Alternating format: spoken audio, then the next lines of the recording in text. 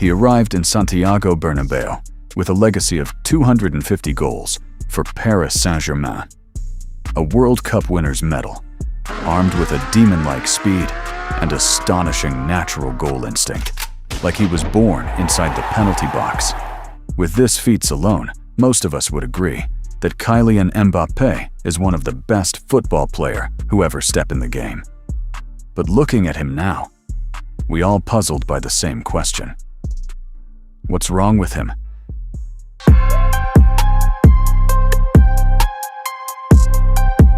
Today, Santiago Bernabéu is echoed with annoying whistling sound.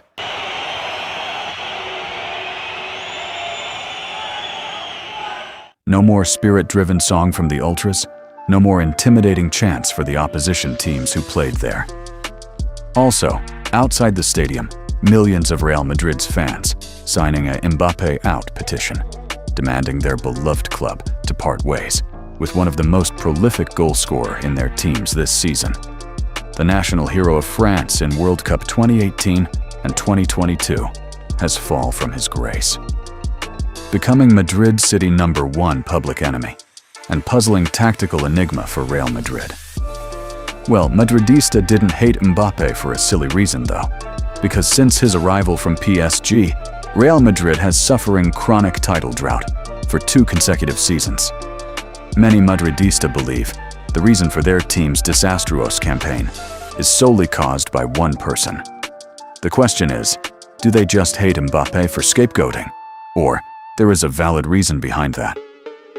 Let's find out the truth together, through the lens of data perspective. Let's look at the cold, hard numbers.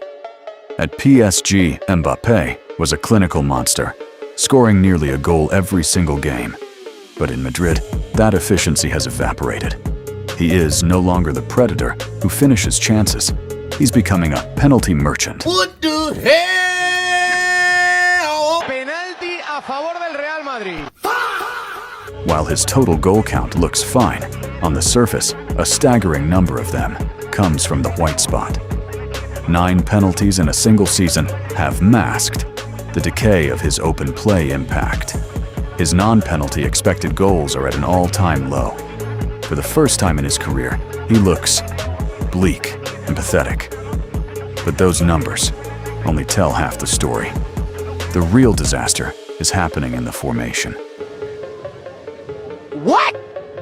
How? Hold on, bro. How? You see, Mbappé is moving like a ghost in the front center. The data shows his progressive carries and successful take-ons have shifted. He's no longer attacking the box. He's occasionally drifting to the left side, hunting in the same space that already occupied by Vinícius Júnior.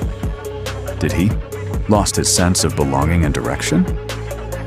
Probably no. We know that both Mbappé and Vini Jr.'s dominant foot is the right one. While Vini is assigned on the left front side since his arrival, Mbappé seems like invading Vini's space. But the truth is, this thing is happening because Rodrygo out of duty due to his ACL injury. On Mbappé's early arrival on Madrid, they still enforcing trident front with Mbappé spearheading, along with Vini Jr. on the left wing and Rodrygo Goes on the right wing. Their combination is very lethal. They managed to achieve 78% win rate and 2.65 goals per game. When Rodrygo out of commission, Madrid switching to 4-4-2 formation with Vini Jr. on the left front side and Mbappé on the right front. Without Rodrygo, Mbappé's ball supply chain is broken. The impact of Rodrygo's absence is huge. Without him, Real Madrid winning rate percentage is declining to 42%, and they only managed to achieve 1.80 goals per game. Many would blame Mbappé for his ego, but the data points to a missing link, which most of people overlooked. Proving the mass accusation on him is not exclusively right. I personally believe that a player's antics, behaviors, egos, and etc. is just a human cognitive factor. The ghosting, the invading of Vini's space, it all intensified the moment Rodrygo left the pitch with that devastating ACL injury. Without Rodrygo's ball supply from the right wing, Madrid's front line didn't just lose a player, they lost their equilibrium. To simply put this in a nutshell perspective, what would happen when there's two players in a same team with identical ability, having the same dominant foot, same position, and the only difference between them, only a pitch side they assigned to? Moreover, in this era of football, going inverted can be a bountiful advantage, and both of them is competing for a prestigious individual achievement and acknowledgement, say like Ballon d'Or, for example. Then, guess what happened? You guessed it. Unhealthy, internal rivalry. Bingo. Unfortunately, that's a five-star chef's recipe of disaster. To make it worse, it happens on a star-studded team, a clash of rivalries between these two players, eventually becoming a contagious plague, making them no longer playing for the crest, but for personal reason and salvation. Sounds tragic? Yes, it is. While the tactical POV's grim reality points to Rodrygo's injury, the media and the netizen chooses a different story. They chose the Mbappé Dictator and Mbappe's ego narrative. Every frustrated gesture on the pitch, every failed pass to Vinícius is captured, memed, and magnified. Most people on the internet doesn't see there's a structural tactical imbalance there. They only sees what they want to see. As human cognitive itself is a double-edged sword for a world-class football player. We know that they're becoming a celebrity. With their world-class performance on the pitch and their money in the bank, so do their personal life become part of the package. And in this era, sometimes sensational shithousery news is treated as a golden ticket of traffics, engagement, and hot sell for whatever they do in their business lines. Kylian Mbappe's tragedy in Real Madrid's previous and recent season campaign is now complete. The L'équipe de France national heroes that carries the team in two different edition of World Cup has fall from his grace, becoming a mere desperate opportunist in 15 times UEFA Champions League winners team, Real Madrid. After seeing the truth, from the data perspective, do you still see Kylian Mbappé as the only one responsible for everything goes wrong in Real Madrid? Consider it like this.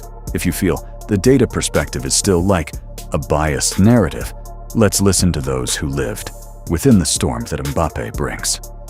Luis Enrique, the man who managed Mbappé during his final year in Paris, once issued a chilling prophecy during a tactical session. He looked Mbappé in the eye and said, Yo te he leído que te gustaba Michael Jordan. Michael Jordan cogía de los huevos a todos sus compañeros y se ponía a defender como un hijo de... Tú tienes que dar ese ejemplo primero como persona y como jugador de ir a presionar. ¿Para qué? Para ser un líder. Porque tú piensas como que tú nos tienes que marcar goles. Claro, tú eres un fenómeno, un top mundial, ninguna duda. Pero yo, no me vale eso. Enrique saw it coming. He knew it very well. That talent without hard work and sacrifice is a wasted opportunity of a lifetime. Except, you're the greatest of all time himself, Lionel Messi. Heck, even a Lionel Messi is still working extraordinarily hard and sacrifice a lot for his team.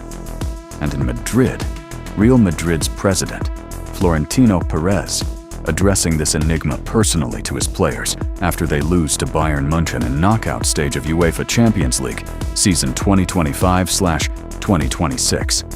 And I quote, "Nobody is bigger than this crest. Playing here comes with an enormous amount of privilege and responsible. I didn't sign a player to watch him walk while his teammates run. If you want to play for yourself, there are other clubs. Here, you play for Madrid, or you don't play at all." So, what do you think about this? Let me know your thoughts in the comments. I am Armchair Gaffer. I see football differently through the lens of data and statistics. If you like my contents of football truth dissecting like this, consider to kick that subscribe button, and see you in my next video.